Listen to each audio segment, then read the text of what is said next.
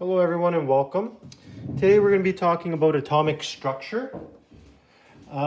So let's jump right on in. So when we're talking about atomic structure, the structure of the atom did not come to be with just one person. There was multiple people who all founded different ideas, and putting it together over time, we came up with what our atom looks like today. Now, one thing about chemistry is that it's relatively new. Now, we did have people called the alchemists who worked on trying to turn metals into gold a very long time ago. And the time that this happened was typically when most of the cultures in the world were Egyptian, Indian, Persian. So it was a long time ago, first century. Okay, that's kind of when this all happened. And once again, if you look at your textbook at section 1.2, they go more in depth with this. But we don't talk about the alchemists too much because their work wasn't too beneficial to what we look at today. However, what we start off with is with Dalton. Okay, and his name is John Dalton. Okay, and he did his work in the late 1700s, early 1800s. Now, you might be thinking that this was a long time ago. Okay, however, if in retrospect, that was only about 200 years ago. Okay, now, relatively, that's a really short time frame, especially if you think of how long humans have been on this earth. So chemistry is pretty new. And the thing with chemistry is that over time, it's going to keep changing. So what you're learning today might not be what you learn in about 10 years, 20 years, 30 years down the road, because it's ever changing. We keep learning about new things, and the new things that we learn sometimes debunk the old ones. Okay, so it's kind of a little bit of an introduction here. So, this isn't history class. I'm not going to ask you about dates or anything like that. But what I would ask you is, what did these chemists help in the world of chemistry? What did they come up with? And why are their findings relevant? Okay, so we're going to start with our first one here, John Dalton. Now, John Dalton did his work, like I said, in the late 1700s, early 1800s. And what he came up with is solid spheres. Okay, so he had the idea of something called an atom, and he had the idea that an atom was a circular solid sphere. This little dot here, that's what he called an atom. Okay, so his work can be summarized in 4 major points. Okay, and we still use most of these today. All matter is made up of tiny invisible particles called atoms. All atoms of the same element are identical. Okay, so if you have 2 gold atoms, they both should be the same. Atoms of different elements are different. And then atoms are rearranged to form new substances in chemical reactions, but they are never created or destroyed.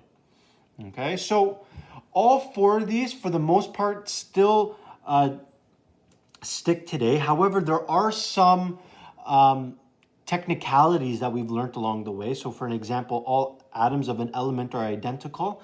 That one, yes, if we have 2 gold atoms, yes, they should be the same. However, now we've learned something called isotopes. And what that means is you could have 2 of the same atoms, but they have different amount of neutrons.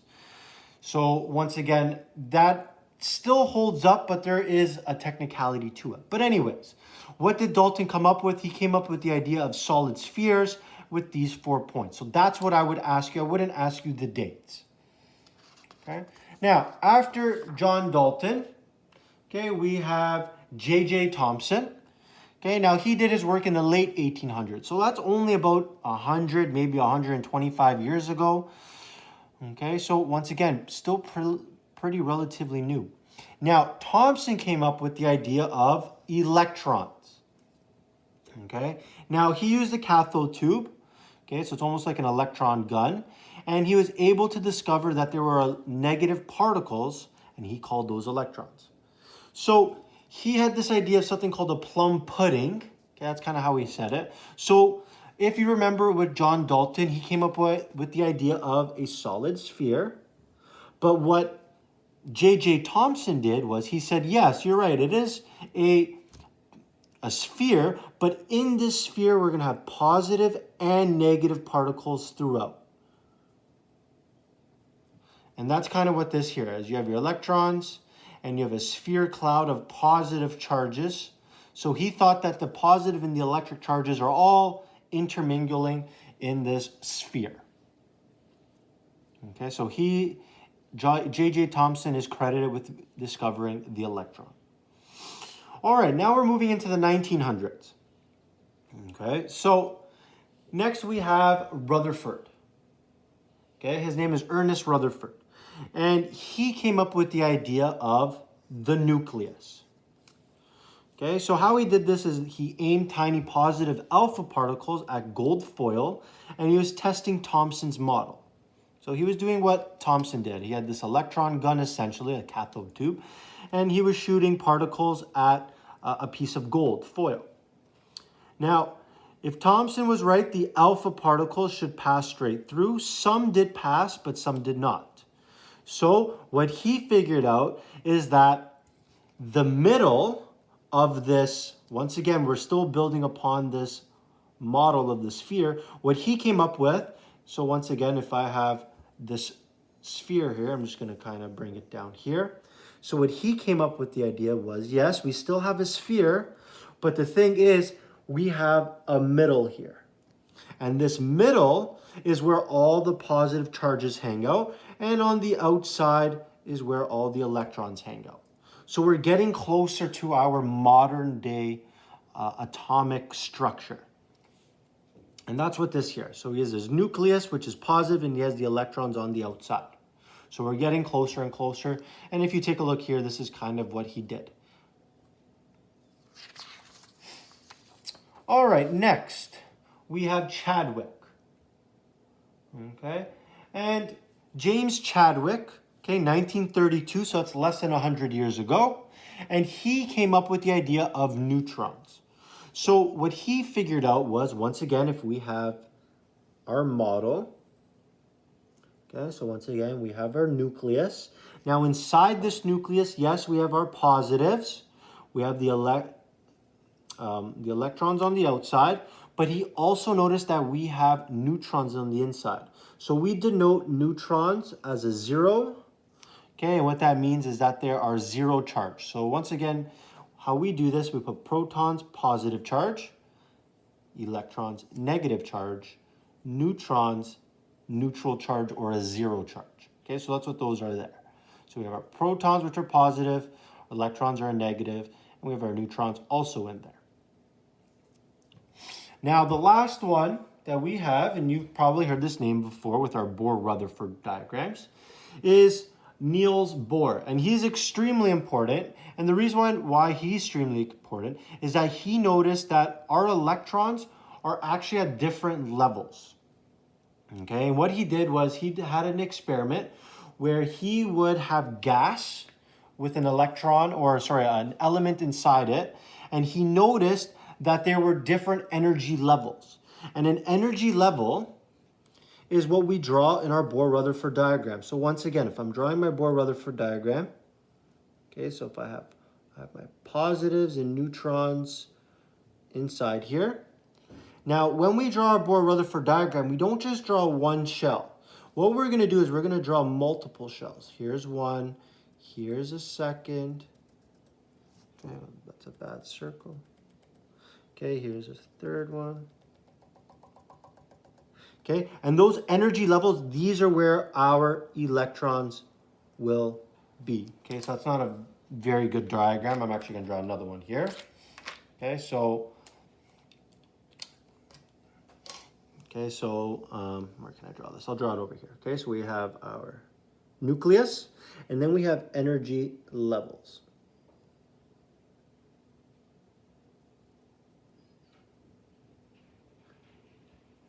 Now, each of these energy levels, okay, so once again, in the inside here, we would have our positives and neutrons, okay? And just put one positive, one neutron.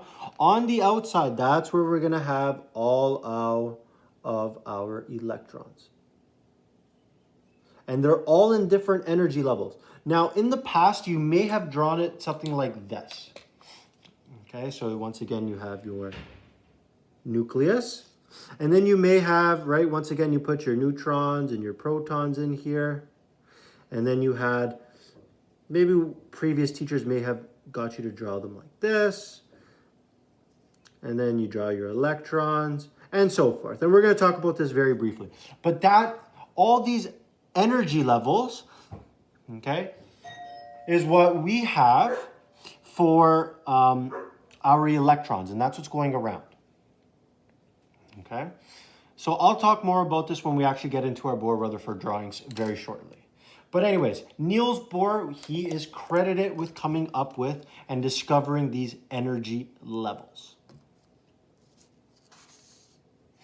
Okay, so let's get into some actual questions here. All right, so the first thing we're going to look at, now what I want you to do is I actually want you to kind of split this down the middle here. Okay, these are two things. Okay. What we're going to look at first is something called standard notation. So I want you to write that out. Okay. And standard notation is quite easy. Okay. So we're going to do some examples so we can better get a better example for this. Now, in order to do this, you're going to need your periodic table. Okay. You can find this online. And if you're using the one online, it'll be colored, which is a lot nicer because the colors tell you what state everything is. So if it has black writing, it's a solid at room temperature. Okay, if it has red writing, which are non-metals typically, that's a gas at room temperature. And then there's two, mercury and bromine, that have blue writing. Those are liquids at room temperature. Okay, now you'll also see the ones that are white or have an outline. Okay, those ones are synthetically made. And what that means is you can't go out into our natural environment and find, let's say 104 Rutherfordium. You can't find that. Someone actually created that in a lab. And what they did was they actually took an element and they keep adding protons and neutrons until they get something stable. And then once they get something stable, they kind of create their own new element. And they're typically named after people who came up with it. Rutherfordium was after Rutherford, Bohr, borium, right, and so forth. All right, so let's go back to a question here. Okay, so I'm going to use a sheet of paper here. Okay, you can see. So the first one, let's try chlorine. Okay, now in order to do these standard notation questions or anything from this lesson, you're going to need to be able to find essentially three different things. Okay, the first thing is our atomic symbol. Okay, so I'm going to make sure I could see everything here. Yep. Okay, so first is our atomic symbol. So when we look at chlorine, chlorine is over here. What's our atomic symbol for chlorine? Well, it's Cl. So I'm going to start off by drawing Cl. That's my atomic symbol. Then I'm going to need two numbers. So the first number, I'm going to do the bottom one first, and that's our atomic number. So what's our atomic number for chlorine? Well, that's these numbers here, right? Helium is number 2, oxygen is 8, fluorine is 9, neon is 10. Okay, chlorine is 17. Now, what does that number mean? That number tells us how many protons are in our atom. Okay, so we have 17 protons. What about our next number? And our next number is our mass number. So our mass number is going to be the number at the top here, okay? So if you're not too sure, on your periodic table, there's a key over here, okay? Atomic weight is the top number, so that's what I'm going to take. Now, I'm going to take a whole number. I'm not going to take a decimal number for this. So chlorine is 35.453. So typically, we're going to say that chlorine has a weight of 35. Okay, so we typically round to the nearest whole number. So it's 35.4, so we're going to round that down. So This here is called standard notation. So we have our atomic symbol, we have an atomic number. This tells us how many protons. This tells us what our mass is. Let's try another one, okay, underneath. And I'll get you guys to try this out. Let's try krypton. Okay, so what I want you to do is I want you to look at your periodic table, find krypton, find the symbol, the mass number, and your atomic number. Okay, so do that now and then resume the video. Okay, so krypton is a noble gas, so it's Kr. Now it is number 36, so that means we have 36 protons, and the mass number is 83.8, so I'm going to round that to 84. Okay, and that's standard notation. Now, why do we need to do this? Well, because there's typically going to be another extension, and that another extension is, what if I asked how many protons do we have, how many neutrons, and how many electrons do we have for chlorine here? Okay, so once again, for every single element, you should be able to figure out these three. This is something you've done in grade 9 and 10. So let's go through this. How can I tell how many protons I have?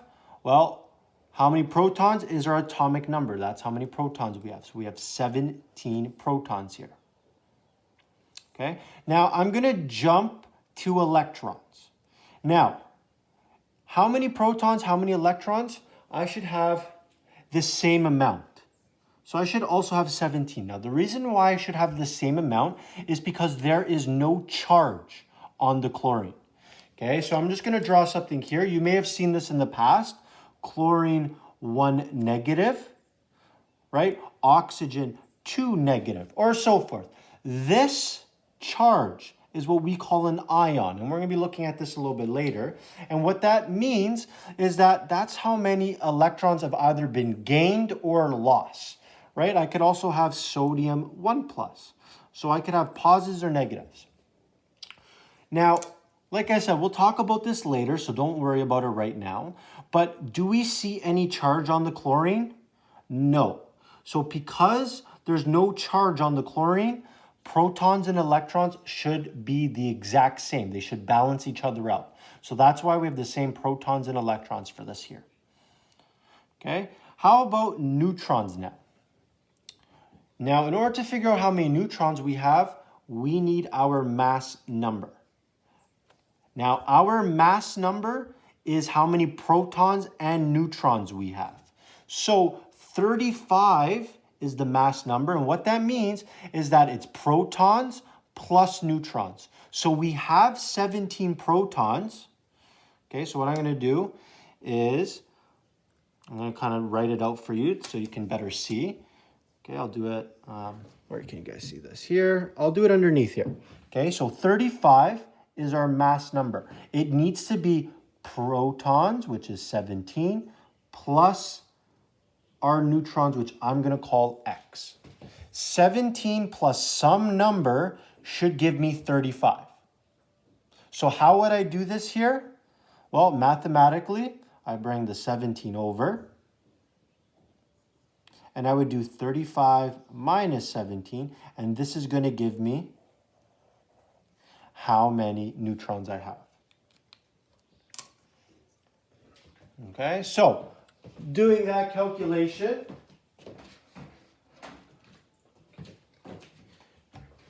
okay, I should have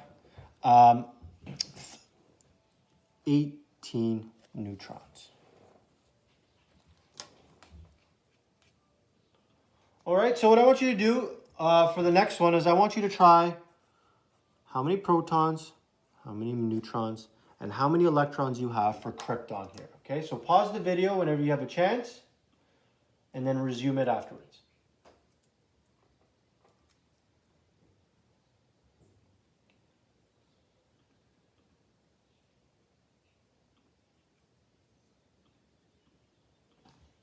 Okay, so how many protons do we have? Well, we have 36 protons here.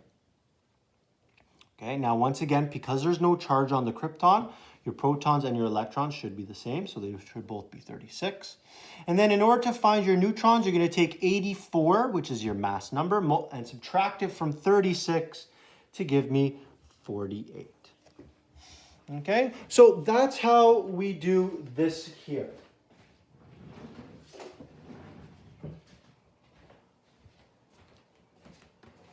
All right, now we're going to do one last example before we move on. Okay, now what if you're given something like this? Okay, and we're going to talk about this a little bit later. What if I had krypton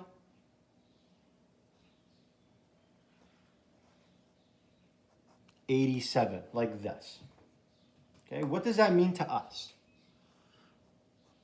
Okay, when you have something like this, Kr87, this tells us our mass number. Okay, and once again, if you read section 1.2, it talks more about this in depth. Okay, but if you had something like this, this tells us our mass number. Now you might be thinking, wait, I just checked the mass of krypton and it was 84 on our periodic table here. Okay, you are right. However, we could have something called isotopes, and an isotope is something that has different amount of neutrons. Okay, and like I said, we'll talk about this later on. But if I gave you krypton 87 and I asked you to do standard notation and everything we've done before, can you still do it? Yes, you can. And we're going to do that right now. Okay, so if I gave you krypton 87, once again, standard notation, we have our symbol, we have our mass at the top, which is 87, and we would have our atomic number 36. Now, I have a question. Is your atomic number ever going to change? Or is krypton always going to be 36? Could I ever have krypton 37 or 34? Well, no, because this number tells you how many protons. It also tells you your atomic number. So if I had 35, for example, I don't have krypton anymore. I have bromine. If I had 34, that means I have selenium. So this number here tells you how many protons you have. How many protons you have is what element you have. So you can't change that ever, okay? Krypton will always be 36. Chlorine will always be 17, and so forth. But anyways, let's keep going. If I ask you to give me protons, neutrons, and electrons, okay? So once again, how many protons do I have? 36. This can never change. Once again, this has no charge, so my electrons stay the same. But the only difference is my neutrons. So if I take 87 and minus 36, I would get 51. So as you can see, we have a different amount of neutrons, but we still have the same element. Okay, and that's what we call isotopes. Two of the same elements that have different masses. All right, so let's move on to drawing some Bohr-Rutherford diagrams. Okay, now we typically don't use Bohr-Rutherford diagrams too often. And the reason why we don't is because after element number 20, everything kind of breaks down. And I'll talk about that really briefly. Okay, however, let's try some out. Okay, so draw the Bohr-Rutherford diagram for oxygen and sodium. So let's do oxygen first. Okay, now for oxygen, what we're going to do is we're going to start off by drawing our nucleus. So our nucleus is in the middle here. Okay, so we're going to draw with a solid sphere. In our nucleus, we're going to have protons and we're going to have neutrons. So this is where what we did above comes in handy, because we need to figure out for oxygen how many protons, how many neutrons, how many electrons we have. Okay, so oxygen is atomic number 8, so that's how many protons we have. And then for neutrons, we need to take the mass. So the mass here is 15.999, keeps going, so that's about 16. So the atomic mass is 16, and if we subtract how many protons we have, so 16 minus 8, it also gives us 8. Now, once again, oxygen has no charge. So how many electrons should we have? we should also have 8 electrons. So what we're going to do is we're going to draw our rings around. Now, typically, the proper way of drawing this is actually by drawing our rings like this. Okay, so we're going to have one ring. And in the first ring, or the first energy level, we're going to have 2 electrons. So I'm going to draw those electrons by putting dots. 1 and 2. Okay, so in the first energy level, okay, the first ring, you can have 2 electrons. In the second ring, we can have 8. Okay, now there's 2 rules when it comes to electrons. The first rule is that you need to fill up all the spots first before you can start doubling them up. And the second rule is electrons want to stay as pairs. Okay, so anyways, we need to have 8 electrons here. So we're going to go 1, 2, 3, 4. Now, as you can see, I put everything around first before I start to go back around.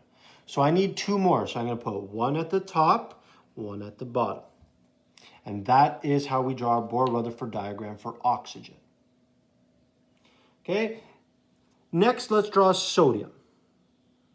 Okay, so once again, if you'd like to try this, I recommend it, and then just resume it when you're done.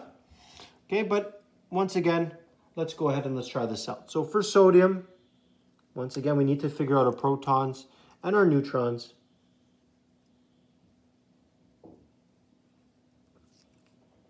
So my protons for sodium is 11, and my neutrons are 12. Gives me a mass of 23. So once again, I'm going to draw my rings around.